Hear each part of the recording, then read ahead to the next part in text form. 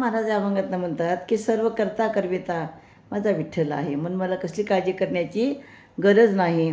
काय मज एवढा भार ते व्यवहार चालवया, उकल तो जाणे धनी मज भोजनी कारण, चिंता ज्याची तया शिरी लेकरी ते खेळावे, तुका म्हणे शेवट झाला देव या बोला भोगिता.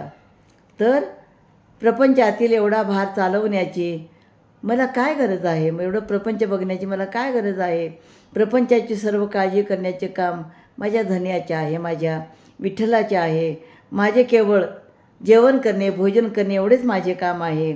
ज्याची चिंता असेल ती त्याच्याच माथ्यावर आहे. म्हणजे जे काही चिंता करायची आहे तो माझा विठ्ठल करणार आहे. लेकराने केवळ खेळण्याचा आनंद घ्यावा. तुकाराम महाराज म्हणतात, आता सर्व करता भोगता देवच आहे. यामुळं अधिक बोलायचे काही कारण उरलेले नाही, म्हणजेच बोलण्याचा शेवट झाला आहे. म्हणजे या अभंगातनं तुकाराम महाराज म्हणतात की जीवनामध्ये जे काही होणार आहे ते सर्व माझा विठ्ठलच करणार आहे. सगळी चिंता त्यालाच आहे आणि म्हणून माझ्या डोक्यावरती मी कसला भार कशाला घेऊ, आणि मला काहीच बोलायचं नाही. आणि सर्व करता आणि भोगता कोण आहे? माझा देवच आहे.